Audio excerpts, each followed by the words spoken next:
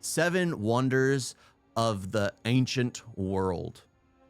I mean, there's so many. There's a massive list. Like, so many of the agricultural wonders of back in the day still can't be done today, or it'll take such amazing technology that we just don't bother doing it. Yeah, like there's the tomb carved out of a mountain. There's like all these things that are just like, how did they do that back in the day with like even simpler tools? And now we need like a 3D laser to do the whole thing for us, because we wouldn't do it ourselves. We humans just aren't capable of it. But yeah, this is just the seven wonders of the ancient world. This is the Colossus, a giant bronze statue standing at the entrance of the Greek city of Rhodes. Built over 2,300 years ago, it was an incredible achievement for the time. However, it was only standing for 56 years before tragically collapsing. In this video, I explain all 7 wonders of the ancient world, all from the incredible... Okay, so the ones that have gone to time. Okay, I had no clue that there was a statue like that ever existing. I'm gonna be honest. I never, like, I studied the Greek mythology, but I never got into that. I had no clue there was that statue. No freaking clue. But yeah, I mean, because a lot of stuff is lost to time. A lot of stuff is lost to time. Hanging gardens of Babylon to the enormous lighthouse of Alexandria, and of course, the amazing story behind the Colossus of Rhodes, a story including 900 camels and an incredible amount of money. But first, let's talk about the only of the 7 ancient wonders of the world that's still standing. The Great Pyramid of Giza was the tallest structure on Earth for over 3,800 years, from when it was built in 2600 BC to the Lincoln Cathedral was finished in 1311. The pyramid was built with approximately 2.3 million stone blocks, each weighing between 2.5 and 15 tons. The lightest stones weighed roughly the same as a Tesla Cybertruck. The pyramid is nearly 146... I have no clue how much a Tesla Cybertruck weighs, but, well, I guess they gave us the specifics. But at the same time, I mean, I have nothing to equate it to. Like, if it didn't, well, even an elephant, I've never weighed an elephant or tried to lift an elephant. But yeah, again, when they do measurements like that, it's just so off the scale for me. It's so off the scale. 7 meters high and covers more than 50,000 square meters at its base. But the pyramid wasn't just massive, it was built with incredible precision. All major pyramids in Egypt are actually aligned to true north. For the Great Pyramid of Giza, each of its 4 sides faces north, south, east, and west by less than 1/10 of a degree. Some stones inside the pyramid are so precisely cut that a sheet of paper cannot fit between them. But how did they build such an incredible structure like this 4,600 years ago? First, what is really the ancient wonders of the world? When referring to the ancient wonders of the world, most people refer to the list from 1572, with detailed illustrations of each wonder. However, this is their illustration of the pyramids. Yeah, and like like it's funny, the Taj Mahal was considered a wonder of the world, like the 8th wonder of the world, years after, because there were 7 wonders of the world, and then people realized, oh, the Taj Mahal is fantastically built, and then that became a part of the wonders of the world. And as you can see, it's not really accurate. They clearly based it on old descriptions, not first-hand reports. The list actually traces back over 1,500 years before that.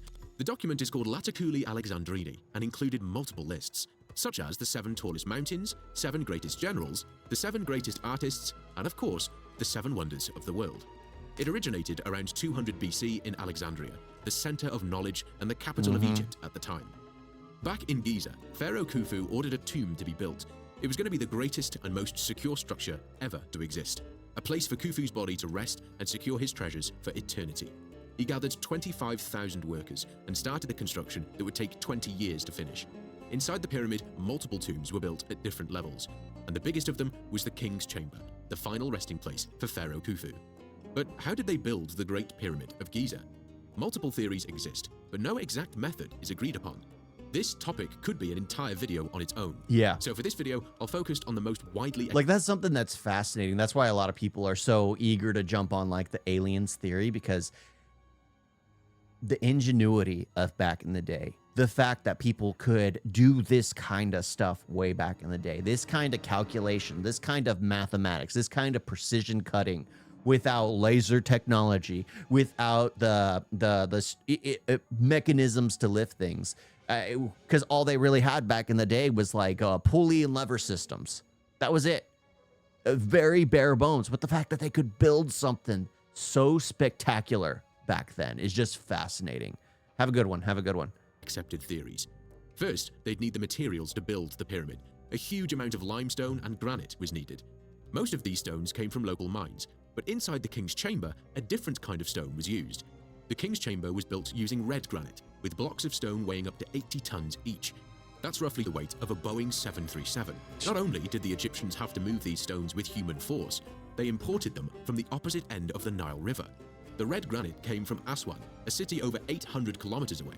That's nearly the same distance as driving from Los Angeles to Las Vegas and back again. These massive stones are believed to have been transported along the Nile River. Once the ground was leveled, construction could begin. The most common theory is that the Egyptians built massive earthen ramps, either straight ramps or ramps with angled Good turns. to see you. Other Thanks for suggestions joining. include Thanks for this one, joining. built around the pyramid itself. The ramps could be no more than 8 degrees for the workers to comfortably move the stone blocks using ropes, poles, and sleds. However, none of these methods alone could have been used for the entire construction. The ramps would need to be impossibly long or too steep to reach the top. Another theory is that the Egyptians leveraged the Grand Gallery to help them move the stones weighing up to 80 tons. By building a straight ramp halfway up the pyramid, the workers created a path for the heaviest stones. They connected each stone to a counterweight inside the Grand Gallery. This would allow the Egyptians to leverage physics, making the heavy blocks easier to move. No single explanation has been proven, and the mystery is part of what makes the pyramid so spectacular. I've been using Opera for a while now, and here's why you might want to try it too. Opera has a video pop-out feature. This is perfect. Use the link in the description. Of all the 7 wonders of the ancient world, the Great Pyramid of Giza is the only one still standing. But for the next one, experts disagree whether it even existed or not. The Hanging Gardens of Babylon was described as a huge garden built high above stone walls. Trees and large plants grew high above ground, and water flowed down from one level to the next. No ruins have been discovered to prove its existence, and to add to the mystery, some authors describe the garden in great detail, while other famous historians who visited Babylon never mentioned the garden. And it turns out that the Hanging Garden of Babylon might not have been in Babylon at all. But first, let's look at what made it so impressive. The garden was described as a square stone structure built with multiple raised levels. Each terrace had to hold tons of soil and stones without leaking or collapsing. A nearby aqueduct transported water into the garden. When the water reached the garden, some ancient stories claim that a device similar to the Archimedes screw lifted water to each level. The screw worked by capsuling a spiral inside a bronze tube. By rotating the spiral inside, water would be pushed upward to the next level. This would have allowed water to reach the top of the garden, then flow down every terrace, keeping the entire garden alive and also creating a spectacular view. The only problem is that the Archimedes screw wasn't invented until 350 years later. To try to solve the mystery of where the Hanging Gardens was located, we need to ask... That's the thing. It's just like people lose the fact of what we learn now and not accepting the fact that knowledge has been lost throughout time and throughout history. Knowledge has continuously been lost and squandered. Conquering nations would come in and destroy all the previous knowledge before because they're the superior class and their knowledge is what rules. That's just what's happened throughout time. So to say like, oh, Archimedes screw is the first one to actually, it was invented then, doesn't mean it wasn't invented prior. There are probably things that we're rediscovering now that they theorized back in the day. A long time ago, that it's just that we're now starting to formulate. I mean, heck, who knows? There were probably those mathematicians, those geniuses that understood like the theory of relativity, like the quantum physics, that kind of stuff, like the man who knew infinity type of people, but just born in a time when it could never be truly encapsulated, that they probably were just seen as madmen spouting at the wall because their minds were just too vast, seeing numbers everywhere rather than actually being able to formulate the calculations and put it down, because there have always been those people that just know too much. Who built the gardens? There are 2 theories. Some claim the gardens were built by the Babylonian king Nebuchadnezzar II around 600 BC. According to the story, he built it for his wife Ametis. She came from a green, mountainous homeland and missed the forests and hills of her old home. The garden was said to be a gift, a way to bring her homeland to the flat landscape of Babylon. No record confirms this, yet the story has survived for more than 2,000 years. The second theory is that the garden was actually located in the ancient city of Sin, Nineveh in Iraq. Nineveh was a bigger and older city compared to Babylon, and the Assyrian king Sennacherib designed the city with advanced water systems. Inscriptions describe vast gardens, artificial canals, and advanced plumbing. Water was carried more than 50 kilometers from the mountains through aqueducts, including a stone aqueduct that still exists today. Some Assyrian sources also describes Nineveh as Old Babylon, and the whole region as Babylonia. Nineveh's advanced plumbing leads some experts to believe that Nineveh was the true location of the Hanging Gardens, Possibly. while others find it more likely that the garden actually was in Babylon. The author of the book Seven Wonders of the Ancient World, Bettany Hughes, has a different theory. Maybe the title was never meant to be The Hanging Garden of Babylon, but instead The Hanging Gardens of Babylonia. Although the Hanging Garden of Babylon's existence is disputed, the next ancient wonder of the world is well documented, and it was huge. Surrounded only by ocean in all directions, you finally see a light on the horizon. After days at sea, you're closing in on the largest city in the ancient world, an important trading hub connecting ancient Greece to the Nile Valley. This is the city founded by none other than Alexander the Great. Most of the time, technology is not developed enough to support their claims. Again, that only goes off based off what we truly know. Again, like technology, like when it comes to like the flying airship that Revan had in like India to attack the I think he was fighting Krishna at the time. Like he had that flying ship. That's going a little far for me, unless aliens were here assisting. That's going a little far, especially when we literally have nothing left behind that theorizes that we had that kind of advanced technology, especially when the main proponent, the two main proponents of our technology advancing to this point is war and, sexual gratification. Let's be honest. Those are the two leading factors that have led us to this point. What can make us better at conquering and what can leave us the most satisfied when it comes. That's why like AI and that kind of stuff is being pushed more. The toys are being pushed more because that's why Blu-ray became a thing, because it was backed by, the adult entertainment instead of like, I think it was HD discs. Yeah, HD discs became non-existent because Blu-ray was backed by the adult entertainment. And that's the thing. A video game gets on board with that. But again, those are the two main proponents that lead the growth of civilization. And if someone is literally having a flying ship, to believe that other people wouldn't conquer for that information is where I see is like, okay, that's where it's gone too far. But to be like, oh, this society was the only one to develop, like, I don't believe like Michelangelo has all these theorizes all these kind of things of like back in the like inventions of like helicopters. Was he the first to kind of theorize these kind of things? I doubt it.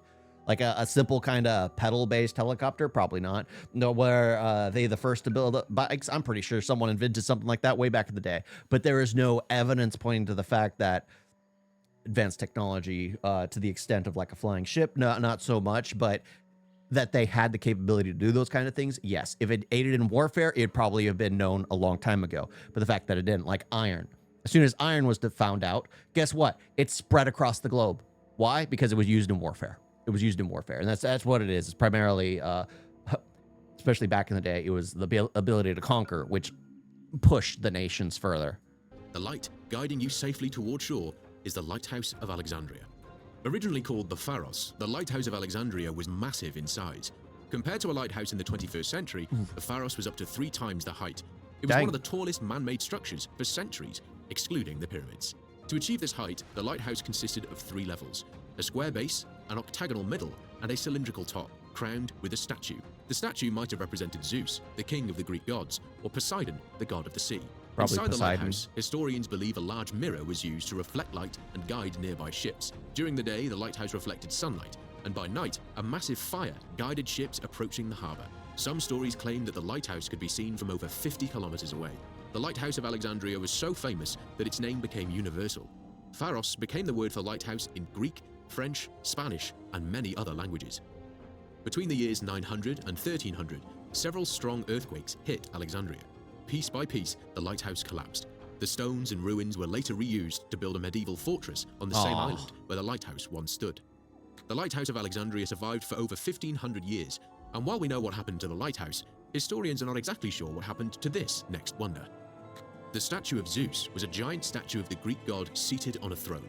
The famous sculptor, Phidias, created the statue around 435 BC in the hometown of the original Olympic Games, Olympia.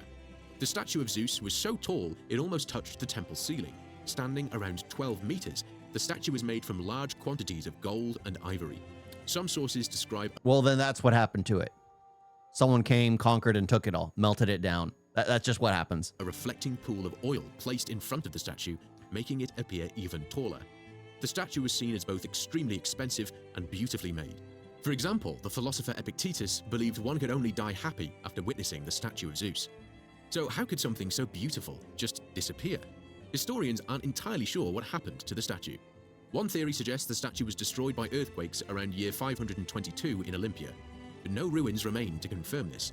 However, an 11th century historian claimed Emperor Theodosius I moved the statue from Olympia to Constantinople, the city that would later become modern-day Istanbul. Around year 391, Emperor Theodosius I introduced Christianity, making the statue of the Greek god not welcome in Olympia. Its new home was allegedly in the Palace of Lausos, owned by a high-ranking official and art collector. Later, the statue is believed to have been destroyed in a fire in Constantinople during the 5th century. The statue of Zeus was huge, but this next wonder wasn't just big, it was arguably the largest Greek temple ever built. The ruins of the Temple of Artemis stand in modern-day Turkey, in the historic city of Ephesus. The temple was constructed entirely of marble. This was more than a place of worship. Temple of Artemis served as a center for religion, banking, and a shelter for refugees. Kings, cities, and ordinary people stored their money here. It became known as the Bank of Asia, making it an influential building before it was tragically destroyed. However, the temple is said to have survived for up to 600 years, and unlike the other wonders, the Temple of Artemis was destroyed and rebuilt multiple times. The temple's exact construction date is unknown, but the first version is believed to have been destroyed by a flood in the 7th century BC. 200 years later, the temple was rebuilt. Its size was about the same as a football field. 6 years later, on the day Alexander the Great was born, a man obsessed with being written into history lit the temple on fire. The Temple of Artemis burned to the ground. Later, Alexander the Great offered to fund the reconstruction, but the people of Ephesus refused because it was inappropriate for a god to dictate offerings to another god. After Alexander the Great's death, the people of Ephesus rebuilt the temple with their own funding in 323 BC. With more than 127 columns stacked in 2 rows around the temple, the larger design measured 137 meters in length and 69 meters in width, nearly 4 times the size of Athens' Parthenon. Pliny the Elder, the famous Roman historian, documented the largest version of the temple, confirming its size and beauty. The Temple of Artemis must have been an unbelievable sight, but one might wonder how it compared to this next building only 200 kilometers away. The mausoleum at Halikarnassus was a towering, richly sculpted marble building in the southwestern part in modern-day Turkey. The mausoleum was built as a tomb for the ruler of Caria and his wife around 350 BC. It combined Greek architecture with a purpose similar to the pyramids of Egypt. The mausoleum stood on a high rectangular platform, positioned on a hill above the city of Halikarnassus. The building is described as a multi-level structure rising over 40 meters high, with lots of sculptures and decorations on each level. At the bottom was a massive stone base. A wide staircase led up to the platform, guarded by stone lions and statues. On top of the base stood the main body of the tomb, a tall marble... It's so sad seeing this kind of stuff, and like, there's the written record that this stuff existed, and then the fact that it no longer exists, the fact that this stuff has like gone away. And when it comes to like nature basically destroying the stuff, it's like, okay, that kind of makes sense. But when it's like destroyed by people, like the one who destroyed the Athens, was it the Athens temple? Yeah, just to make a name for himself, which he refused to say the name, I guess, just out of spite. But it's like the fact that this stuff just gets destroyed, and it's so sad that we only have the written record. Like, I think that's what makes it like history is written by the winners, not the ones defeated. So a lot of knowledge gets lost because the winners will only tell one side. But now that the world has become much more literate, much more simplified, history is written by everyone.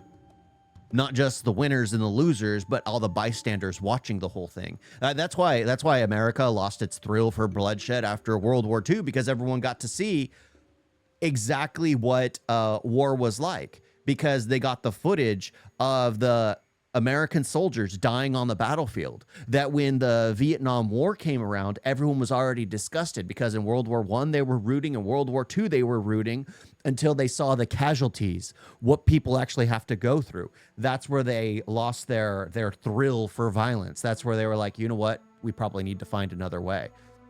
That's one of the leading cause to but Yeah. That's just one of the leading causes to why the U.S. lost its strength in the military. It still is one of the greatest. It is the greatest military in the world. No soldiers left behind. I mean, there's just the Tomb of the Unknown Soldier, where I think only 2 are left that are unknown. They're like the 2 soldiers that were recovered that we no clue who they are. But yeah, we no soldier left behind. We'll never leave a body behind. That's why it's like all American soldiers respect the nation, because they know their families will always get the body, no matter what. But yeah, there's no leaving. Yeah. But again, the fact that this kind of stuff just disappears is so sad. But hopefully in the future, this kind of stuff won't happen, because the world has become so small that even bystanders are watching and seeing what's going on. Block surrounded by rows of columns. Between these columns stood hundreds of statues, turning the building into a gallery of stone figures visible from every side. Above the columns, there was a roof resembling a pyramid. This rooftop set the mausoleum apart from any Greek temple. At the very top stood a colossal chariot, pulled by 4 horses. But what happened to the mausoleum? Between the 1100s and 1400s, earthquakes gradually destroyed the building. Yep. Some remaining sculptures are now displayed at the British Museum in London. However, Nice. the massive marble sarcophagus inside the tomb has never been found. The mausoleum was so influential that the word mausoleum ended up meaning giant and impressive tomb, much like the next wonder, the Colossus of Rhodes. After the death of Alexander the Great, a war started. Alexander's generals turned on each other, and the empire suffered the wars of the successors. Yeah, like there's even the speculation that the generals are the ones who turned on Alexander, because he was just praised as this this divine deity. He was seen as like this great benevolent ruler, like he was seen as divine.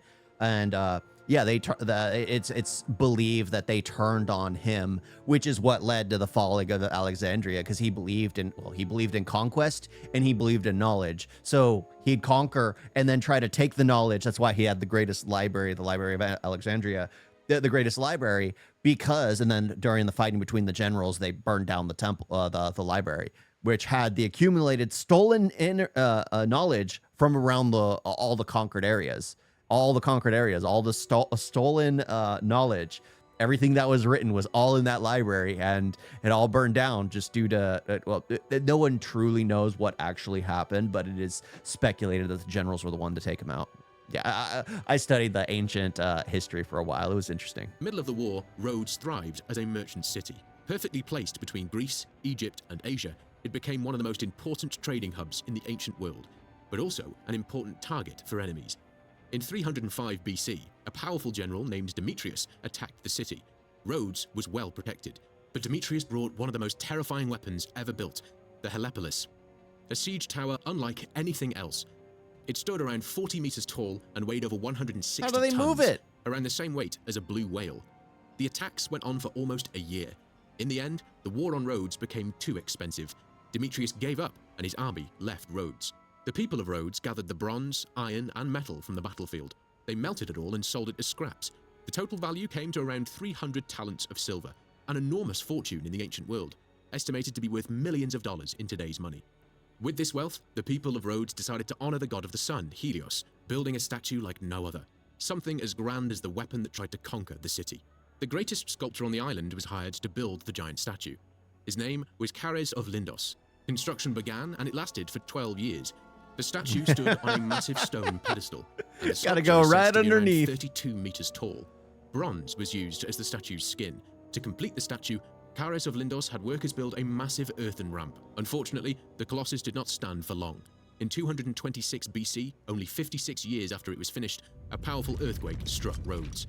The statue snapped at the knees and collapsed. Surprisingly, the people of Rhodes did not rebuild the statue. The broken pieces were left on the ground, and even in ruins, the Colossus stayed famous. People continued to visit the site for over 800 years, making the ruins of the Colossus a tourist attraction itself. So, why isn't anything left in Rhodes today? In year 653, Rhodes was captured by Arab forces. What remained of the Colossus was melted and sold. According to the story, the metal was carried away by over 900 camels, leaving the city of Rhodes with only descriptions of the legendary statue. With no ruins left to study, a lot of creative freedom painted the picture of the Colossus of Rhodes. The Colossus is often depicted standing with legs apart, ships sailing beneath it. but experts argue this would not have been structurally possible at the time. Yeah. The statue was far more likely standing beside the harbour, but still so large and impressive that sailors might have described it as if they were sailing beneath it. If you found this video interesting, I think you'll enjoy my video about the final hours of Pompeii. I like that. I like that. That's very insightful. I had no clue about those buildings. That's the thing. It's like a lot of that stuff gets lost to time. I like his channel. His channel is called Lost to Time. I just watched it right now. But yeah, the fact that kind of stuff happened in history, like conquering, they took the metals because it was used in warfare. The fact that there was the invading force that took it. The fact that it stayed there for such a long period of time, just in ruins for centuries, in ruins, because it was in 253, and then it was in 600 something when it was the Arabs came in and took took all the metal after conquering, or all the bronze, which is a metal, I guess. But yeah, it's so freaking insane that history has always been written by the victors. And there are stories of the defeated that kind of contradict some of the stories. But now we will never have that issue anymore, because we have the ones in the war. We have the ones on the other, the competing side. So like, if you look at just what's going on now, you have the USA, you have Iran, you have Israel, you have like all the people on the outside seeing what's going on the news. You have all these, it's always, we now have so much more information that things are less likely to get lost. The problem is now there's going to be so much information. It's about what fits your narrative most. I think that's the downside of this information age, that just like with algorithms and things like on TikTok, on Instagram, on YouTube, it pushes you to see what you want to see, that you're not seeing something that probably would inform you differently, which is what everyone needs. Everyone needs more information. But the fact that kind of stuff has been lost is tragic. But at the same time, it's nice to, that's what I like about like YouTube. You always come across these people who have made it and just like, oh, this is the report of this. This is what stood here. This is this. Oh, this hanging garden. Did it really exist here? Nobody knows. We don't have true reports. We have people who said they had visited, but then again, there's no actual proof that it was here. Like that kind of stuff. I like that. I always find that kind of stuff fascinating. Like I remember going through that phase when I was medically ill in a wheelchair and just sitting at my computer studying like Greek mythology and history, learning about Alexander the Great and his conquest and what happened to him. I just found it all interesting. It was always good to distract myself. But yeah, seeing it and being like, oh, they had this, they had this, they had this. That's fascinating. That's fascinating. You guys got a video?